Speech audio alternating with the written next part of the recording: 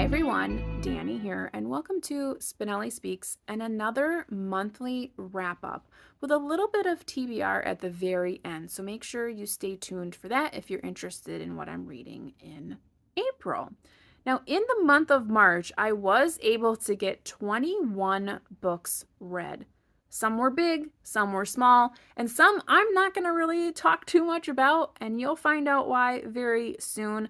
But if you're interested in all of the books that I read, please feel free to jump over to Goodreads, follow me there, and find out what I read throughout the month. I do usually update frequently throughout the month on Goodreads.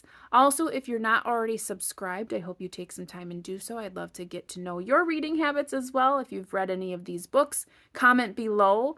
I'd love to chat with you there. And as always, for those of you who have been around the block a few times or maybe more, I really appreciate you and thank you so much for tagging along today. Now, of those 21 books, let's talk about those ones that we're not going to really talk about. And that is 7 ebooks from my sci-fi romance smut writer, Grace Goodwin. Now, I have been obsessed with her Interstellar Bride series. Thanks, Laura. And have been just reading so many of those books. There's more than 60 books in this series, and I only have 2 left to be up to date to her books. So I read 7 because in the month of March on Kindle Unlimited, they became free. Now you pay for the subscription for Kindle Unlimited, so they're not technically free, but it's like being free. So I was able to get a lot of the ones that I hadn't had access to prior. Now, what I will tell you about these books and why I'm obsessed with them. Yes, they have the fun, smutty stuff. That's not why I'm obsessed with them. There is this overarching plot that is like driving me to learn more. And let me tell you a little bit about that. So, Interstellar Bride series. What this is Earth has been contacted by an entire universe of planets that existed that Earth had no idea about. And these are very old planets, and they have been doing a lot of things for many centuries that we had no idea about. And what we didn't know about is that there is something called the Hive, who is this enemy against all of these planets. And to join the coalition, which is this coalition of planets, you then earn protection from this hive. Now, the hive basically takes beings and integrates them to themselves so that they are mindless drones that are essentially soldiers, and then we find out much more.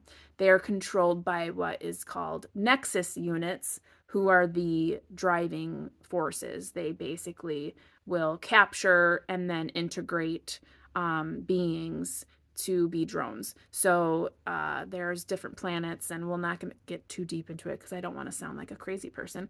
But say, for instance, I were to get captured, they would then put hive integration into me. I would lose my own will, and I would just be a drone to do what the hive wants me to do, which is basically be a soldier to continue getting more people. For an end we're not quite sure about. So anywho, so like, yes, you're like, oh, this is very interesting. You're probably like, no, Danny, let's talk about something else. Anywho, so Interstellar Bride program, like, what does that mean? So in order to be part of the coalition, to have the protection of the rest of the coalition from the hive, you must volunteer soldiers and brides, because what's also happening in the planets is there is a lack of female, basically women who can have babies. So they have for you to volunteer brides and volunteer soldiers. And so, yeah. And the great thing about all of this is these aliens, because they're aliens from these other planets, really just look like really good looking dudes. And they're like all 7 feet tall with huge muscles and other huge things. So yeah. It's a really good series. I was able to read 7 more of those books. I rate all of those books 3 stars because let's just be real, I'm not going to be rating those books 5 stars. I mean, comparatively to other noble literature, it's not a 5-star read. I'm sorry. Anywho, moving on to more smut.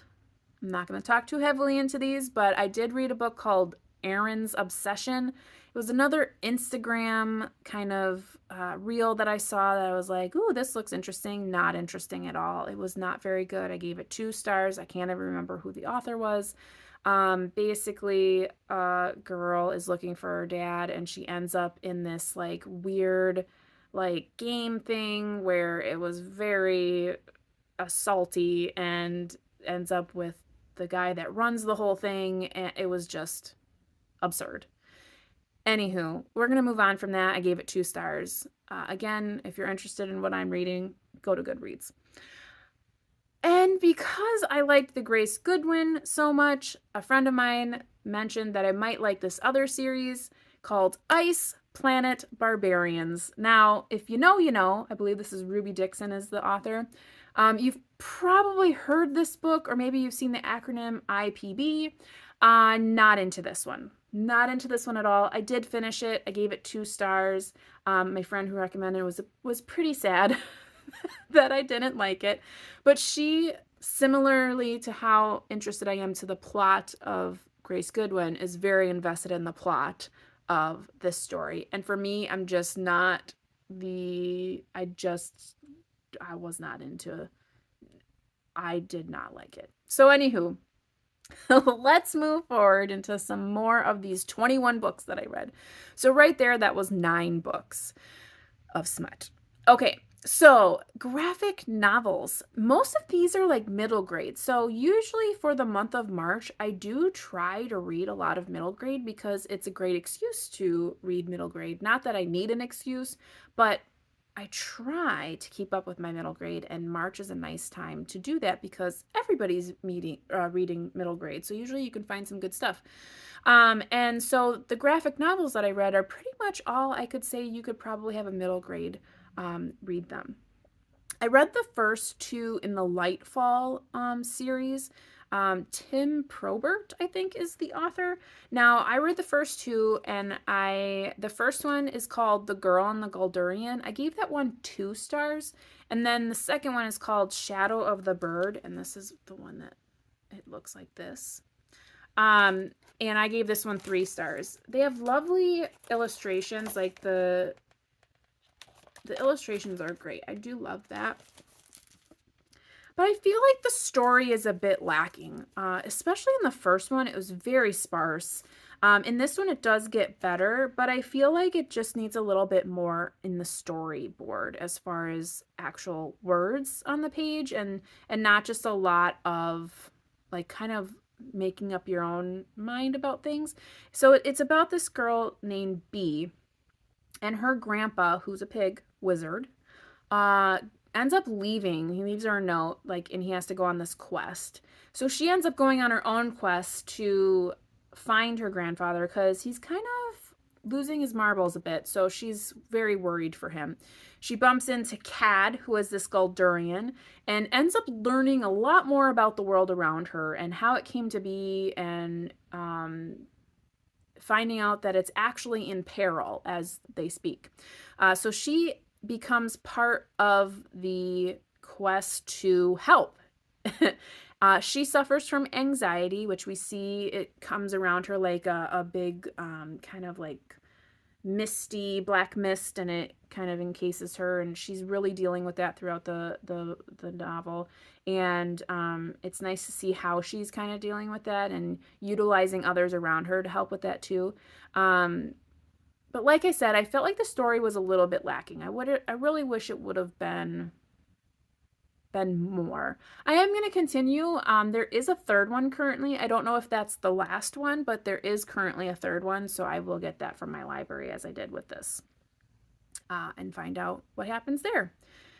Another graphic novel that I read, and I found this one on my Hoopla account. Sometimes I'll just go on there and I'll look for like historical graphic novels, and this one was called Daring Women of D-Day Bold Spies of World War II. And I like this one. I gave it 3 stars. It was nice to hear about people I had not known about and missions I had not known about. So this was specifically about 2 different spies living in France, helping with the movement there during German occupation, essentially before D-Day. And it had great illustrations. Like I said, I read it through my Hoopla account, so through ebook. And it had, like I said, had good illustrations, and it had a good storyline. Like, it really did give you enough information to, one, understand who the women were, and then understand what they did throughout that time and what their impact was. So I love when there are graphic novel opportunities for kids to learn about history, and I'm always seeking that kind of stuff out. I love that stuff. So, a message to you: if any of you have any historical uh, suggestions for graphic novels, please do let me know. I love that kind of stuff. Another book or graphic novel that I read, Moth Keeper by Kate O'Neill. This is probably a familiar author to you if you've read the Tea Dragon Society. Same author, same illustrations. And this one's about a girl named Anya, and she is going to be the new Moth Keeper. And the Moth Keeper keeps the moths. So the moths are important to this society because they keep this special tree pollinated.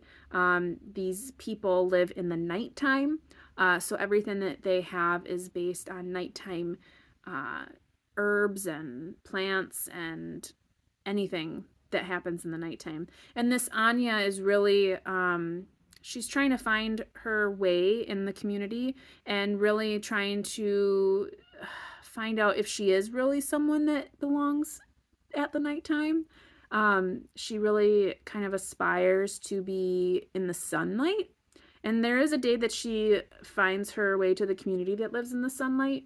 And she really kind of thinks about how she feels and how she feels at nighttime. And it's a really nice graphic novel. I gave it 3 stars. It really kind of connects you to understanding who you are and who the people you surround yourself are like, and if they're the right people.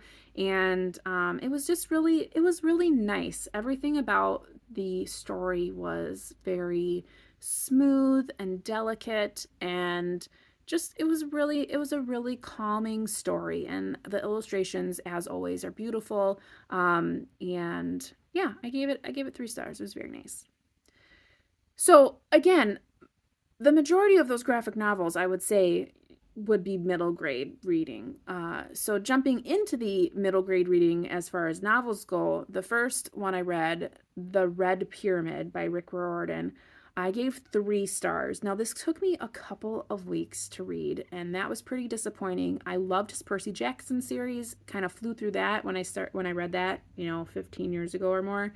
And this one was a slog. I just could not get through it. It took me several days. This one is about Egyptian gods and culture, and it's specifically about Carter and Sadie, who are siblings. They end up in this huge debacle with Egyptian gods that their father accidentally released, one of which is very angry and wants to take over the world. So it's very questy, it's very battle-y, it's very history. You have a lot of understanding what Egyptian hieroglyphics mean and what Egyptian culture is, and different things that are representative of that, and a lot of jumping around. And it's written very well. He does a superb job of keeping the history in kids' books, but oh man, I couldn't get through this. I will not continue in that series. That series is the Kane Chronicles. I couldn't be moved. I'm not interested. The way in which that book is written, the kids are talking in in the past, so they're recording this to give to other kids to join the movement. And so the whole time you're reading, the kids are going to make it out at the end, because that's not a spoiler. It literally starts with, we're recording this for you to understand. So that means that you're going to make it at the end of the book. Unless you stop recording somewhere in the middle of the book, we know that no matter what happens to you throughout this whole book, or at least until you stop recording, you're going to be fine because you've recorded. You know what I'm saying? Anywho, so that for me, like, there was no skin in the game. So maybe that's why I didn't like it that much. But I did give it 3 stars because it was very well written. Jumping into a different middle grade book, I did listen to this one on audiobook called Free Lunch, and that was by Rex Ogle. The main character in the book is by the same name, Rex Ogle, and he is a boy in middle school, and this year he gets free lunch. He has a single mom, younger brother, mom has a boyfriend, and just really hit hard times, and he really feels the brunt of that in many different ways. I definitely related to this character. I grew up with a single mother. I had 3 younger brothers. We had free lunch at school, and similarly to Rex, it was very public in the way you had to like tell people that you had free lunch. And what I mean is, like, at the lunch line, you had to be like, this is my name, I have free lunch, and then the lunch lady would, have to like mark it separately or whatever. And that's how it was for Rex, going up the lunch line, having to say his name, I have free lunch. Then the lunch lady's like half deaf, and like it really is just a very embarrassing situation. You just have a lot of feelings, and sometimes, like, from experience, I can say, like, you'd skip lunch because you're like, I just don't want to deal with this today. And because, kids are kids, and they ridicule you, and they have all of these assumptions. And that's why I really like the dedication of this book, because it says something like, this is not a book only for kids with free lunch. This is a book for all kids. And I think that's so true, because I think all kids need to understand, like, everyone comes from every different walk of life, and to really try to put yourselves in other people's shoes. For Rex in this story, it really just goes through the everyday of feeling like you don't have what you need, whether that be clothes, shoes, way to school, friends, safe place to live, a clean place to live. This book also has domestic and child abuse, so do be cautious. It's not vivid, it's alluded to, it's referenced to. So if you have children that you would recommend this to, that you feel like that would be a little bit triggering, do be cautious there. But I feel like it's an excellent book to recommend to kids today, because we need to understand that not every child has every opportunity in front of them. So I really liked this book a lot. I didn't give it 5 stars because I felt like there could have been more to the story. I felt like it was kind of short, and it was such a small portion of the boys' time. I wish there would have been more of the ending was a little off for me. So anywho, but still very, very good and worth a read. 4 stars. For Double Booked Co., we read Caddie Woodlawn by Carol Ryrie Brink. This is a historical fiction, kind of similar to Little House on the Prairie, and this follows Caddie, and this is based on a real life person, based in Wisconsin. So for a lot of us in Double Booked Co., we're from Wisconsin, so it was interesting. Controversial in the fact that it does not depict Native Americans in the best of light. It doesn't depict the white folk in the best of light. I think if you were to read this with your kids, definitely have discussions about what's right and wrong, and why we need to do better.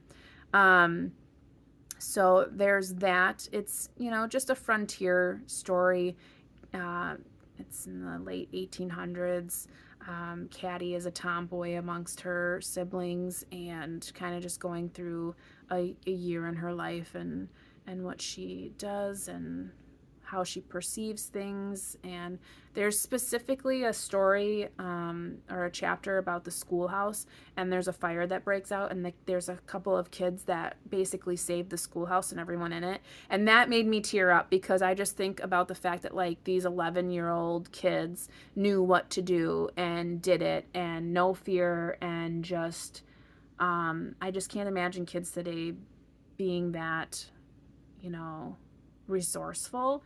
So I that really made me tear up. I enjoyed that portion, but I gave that 3 stars. Just a couple more books here. We're almost done. I did manage to finish one of those like reference books that I picked up earlier in the month of March. The one that I did finish was But Have You Read the Book by Kristen Lopez. This one was excellent. So basically, it is a book with the TMC stamp of approval on there. Many of these movies have been on TMC, TCM. Am I getting that? Turner Classic Movies, TCM. Excuse me, TMC. Where am I going with that? Anywho, so we have like Rebecca, The Godfather, The Shining. What else was in there? Mildred Pierce. So many excellent films, and all based on books. So each section that talks about it, it'll give you the book title or the movie title, who filmed and directed it, all that. And then it'll also say what book it was based upon. So the book might not match the name. So like, for instance, Blade Runner, the book for that is Do Androids Dream of Electric Sheep? Which I actually read that book in a film class in college. But so, and then it'll give you a little bit of like the differences between. So what I would say, and I kind of did this, like if I was really interested in something, I did not read the whole thing because it definitely has spoilers. So this book is really for someone who either isn't going to read or watch the film, or who has already read and watched the films. So I was very cautious on which ones I read. Like, I really enjoyed reading the To Kill a Mockingbird one. I really enjoyed reading the Mildred Pierce one because I've seen both adaptations of the Mildred Pierce. Though I have not read the story, I really enjoyed the film. So it was fun to read that. The Psycho, I didn't realize was a book, but I have seen a couple of adaptations for that, including the series that was on, I believe, was that Freddie Highmore that was in that show? I'm not sure. It doesn't matter. But anywho, excellent resource book. I really enjoyed that. That was fun to read. Lastly, 2, I would say, kind of children's books, one of which is one of those, part of that series, Little People, Big Dreams. I found this at the library, but it was the one on Agatha Christie. I just had to pick this up, and it was adorable. I really liked it. It tells the life of Agatha Christie, and what I love is it only uses the color black, white, and red. So it's really just lovely, and you just learn a little bit about her, and then at the very end it does give like a more, like a whole paragraph with a timeline, and this was really lovely. So I really liked that. That was a lot of fun to read. And then lastly, because I couldn't help myself, I was very interested. There is this I guess it's a kid's book, but I don't think I would have kids read it. It's more of a dark version in illustration called Look Hamlet by Barbro Lindgren. It's a Swedish author who did this, and it was translated into English. But if I have the cover here, the illustrations are very cryptic in a sense, but the whole story, you can finish it. It's 36 pages, I think. You can finish it in 5 minutes because it like literally has like 2 words on every page. It's like, look, Hamlet. Hamlet sad. Hamlet daddy dead. Hamlet new daddy dumb. Like, it's very comical. I really enjoyed it. If I ever find that like in a physical copy, I would definitely buy it. It was a nice way to end the month. I really just read that last night because I was just scrolling through Hoopla, and I was like, oh, what's on here that I haven't read, and I just like, oh, this looks good, and it was good. I gave that 4 stars. Um, I did give this one 3 stars, but then the Hamlet 4 stars. So 21 books. That was a lot of books. So I hope that if you're looking for any of these genres, that you can find me on Goodreads and check out those books. And if you have or would like to discuss any of them, please find me in the comments. I'd love to chat. Otherwise, for the month of April, I don't have too many books listed at this point as far as what I'm needing to read for my TBR, but I would like to finish The Name of the Wind by Patrick Rothfuss. I just need to finish that book. I'm like 35% in. I can finish it. I just need to focus on it. I did not touch it at all in the month of March, so I can do it, and I will do it in the month of April. So I will finish that book. I just got Mistborn by Brandon Sanderson through my Libby app. So I have like 10 more days to listen to that. So I will do that. For Double Booked Co., if you're interested, we are reading a nonfiction book. It's called If the Spirit Moves You. Let me think if I can get this right. Life and Love After Death is the subtitle, by Justine Pricardi. So we're reading that in the month of April. We actually have our reading sprints this evening. So you're seeing this here on the 1st of April. And we have our reading sprints tonight. And then we discuss the book on the last Tuesday of the month, which is April 29th. So if you're interested in reading that and discussing that with us, that is going to be on the 29th, which is the last Tuesday of the month. So if you're ever interested in anything with Double Booked Co., we do anything on the 1st and last Tuesday of the month. Beside those 3 books, I don't really have anything else on the docket. I am thinking about kind of keeping it open to just books that I find in my own book shelves, because I am trying to reorganize those, and usually when I do some reorganizing, all of a sudden I have this TBR pile.